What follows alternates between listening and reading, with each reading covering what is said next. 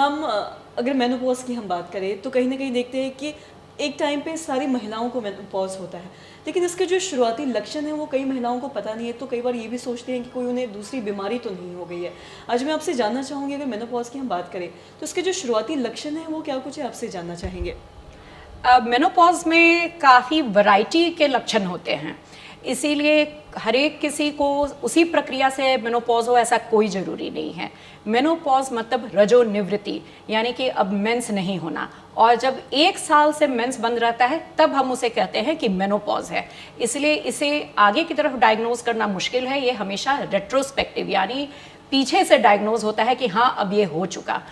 ऐसे बहुत बार हम लोग जानते हैं कि मेनोपॉज अब आ रहा है, क्योंकि कुछ सिम्टम्स जैसे गर्मी लगना, रात को पसीना होना, चिड़चिड़ापन, डिप्रेशन, ये सब काफ़ी सारे सिम्टम्स पहले से होने लगते हैं। काफ़ी लोगों को बैक पेन होने लगता है, क्योंकि मेनोपॉज के आसपास फिर हड्डी कमज़ोर होना काफ़ी तेज़ी से शुरू करता है। बोन लॉस काफ़ी ज़्यादा होने लगता है मेनोपॉज और उसके बाद। लेकिन पूरी तरह से मेनोपॉज को तभी डायग्नोज किया जा सकता है जब कम से कम 1 साल हो जाए, जब मेंस न हुआ हो, तब फिर उसे मेनोपॉज कहते हैं।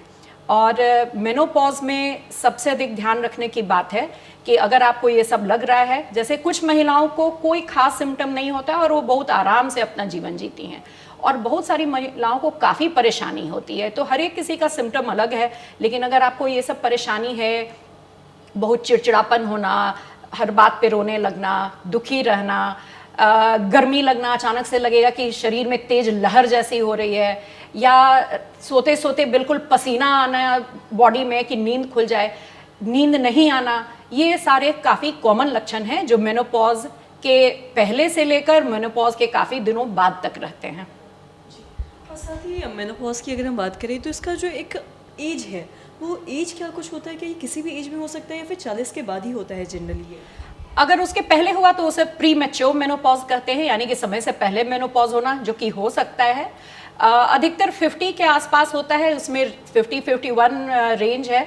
लेकिन 40s के बाद भी हम लोग देखते हैं कि अक्सर काफ़ी सारी महिलाओं को थोड़ा अर्ली ही हो जा रहा है, तो 45 वगैरह में भी काफ़ी सारी महिलाओं को हो जाता है।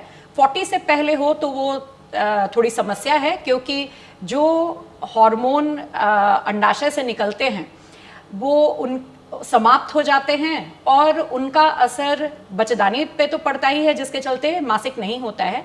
उसके अलावा उसका असर हड्डी पर काफ़ी ज़्यादा होता है, इसलिए हड्डियों की कमज़ोरी काफ़ी कम एज से शुरू हो जाती है, और इसका ध्यान रखना बहुत ज़रूरी होता है। और साथ ही ये तो हमने मेनोपॉज की बात की है, और जैसा कि आपने प्री मैच्योर मेनोपॉज की बात की है, तो क्या ये सभी में होता है या बहुत जनरली बहुत कम लोगों में ये देखा जाता है? फॉर्चुनेटली ये बहुत कॉमन नहीं है, लेकिन हाँ अक्सर लड़कियां, महिलाएं मिलती रहती हैं जिन्हें कम उम्र में हो गया।